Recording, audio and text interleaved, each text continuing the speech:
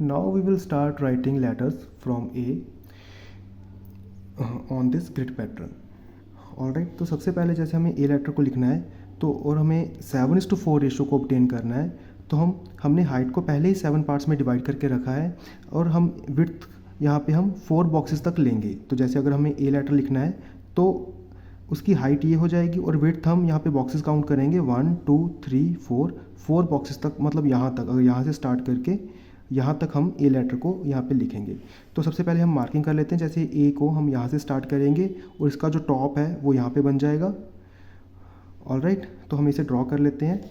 यहाँ से आप इस पॉइंट को ज्वाइन कर दोगे और सिमिलरली इस पॉइंट को आप टॉप पॉइंट तक यहाँ पे ज्वाइन कर लोगे और इसकी जो हॉरिजॉन्टल लाइन होती है ए की, हम यहाँ से बॉटम से 2 बॉक्सेस छोड़ के यहाँ पे ड्रॉ करते हैं। तो इस तरह से आप गोथिक लेटर में ए लेटर को लिखते हो। इसके बाद हम बी लेटर को स्टार्ट करते हैं। अगर आपको कोई भी यहाँ पे वर्ड लिखना है इंजीनियरिंग ड्राइंग में गोथिक लेटर्स में, तो हम यहाँ पे एक बॉक्स छोड़ के दूसरा लेटर लिखते हैं। जैसे हमने यहाँ पे ए लिखा है और एक बॉक्स को हमने छोड़ के यहाँ पे हमने बी लेटर भी स्टार्ट किया है। तो बी लेटर को लिखने के लिए हमने पहले वर्टिकल लाइन ले ली, उसके बाद 2 बॉक्सेस तक हम यहाँ पे ड्रॉ करेंगे। सिमिलरली 2 बॉक्सेस तक यहाँ पे हॉरिजॉन्टल हमने ड्रॉ कर लिया और इसका जो मिडिल पोर्शन होता है वो हम ऊपर से 3 बॉक्सेस छोड़ के यहाँ पे ड्रॉ करते हैं। उसके बाद इसकी जो कर्व आपको बनानी है वो आप फ्री हैंड बनाओगे। पहले आप उसकी मार्किंग करोगे कि वो जो कर्व है वो यहाँ से स्टार्ट होके इस मिडिल बॉक्स को यहाँ पे टच करेगी और यहाँ तक जाएगी, और सिमिलरली जो बॉटम वाली कर्व है वो यहाँ से स्टार्ट होके इस पॉइंट को टच करेगी और यहाँ तक आप उस कर्व को कंप्लीट करोगे। तो सबसे पहले आप उस कर्व को फ्री हैंड थोड़ा लाइट लाइन रख के ड्रॉ कर लोगे ताकि आपको बार बार इसे इरेज ना करना पड़े। जब आपके पास एक बेसिक शेप कर्व की आ जाएगी तो आप उसे बाद में डार्क कर सकते हो। ओके, तो यहाँ पे जैसे मैंने एक बेसिक शेप यहाँ पे ड्रॉ कर ली है, अभी मैं इसे यहाँ पे डार्क कर दूंगा।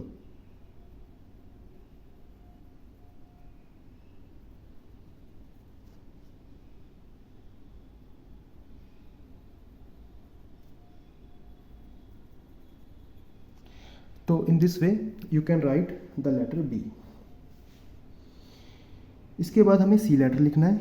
तो सी लेटर क्योंकि सारा ही कर्व में होता है, तो सबसे पहले हम सी लेटर की भी मार्किंग कर लेंगे। तो सी लेटर का जो वो मिडल में इस बॉक्स को यहाँ पे टच करेगा। उसके बाद अगर आप यहाँ पे काउंट करो 1 2 3 4, तो यहाँ तक हमें सी लेटर को लिखना है। तो वो हम उसका जो लोअर पोर्शन है उसका कर्व यहाँ से स्टार्ट करते हैं। इस पॉइंट को वो बॉटम पे टच करेगा। इसका जो टॉप पोर्शन है यहाँ से स्टार्ट करके मिडल में इस पॉइंट को टच करेगा। तो इसके बीच में अभी हमें कर्व ड्रॉ करनी है। तो वैसे ही हम पहले एक लाइट लाइन की हेल्प से कर्व को ड्रॉ करने की कोशिश करेंगे और उसके बाद जब हमारे पास एक शेप ऑब्टेन हो जाएगी, इसी को हम डार्क कर देंगे।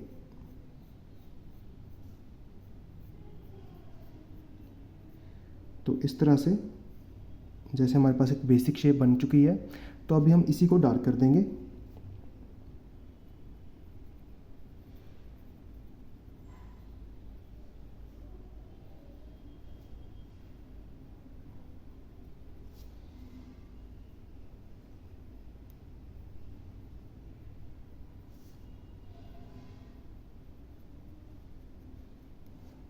ऑलराइट, तो in this way you can write D C sorry.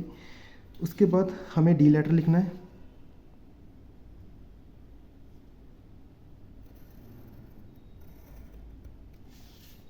तो डी की हमने पहले एक वर्टिकल लाइन ले ली और उसके बाद बी की तरह हम पहले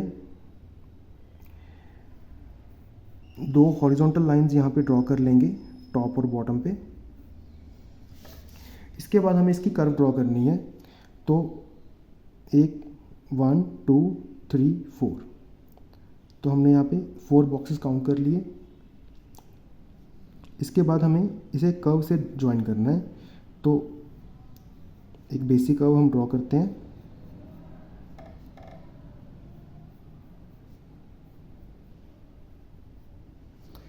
ऑलराइट, तो अभी हम इस कर्व को डार्क कर देंगे।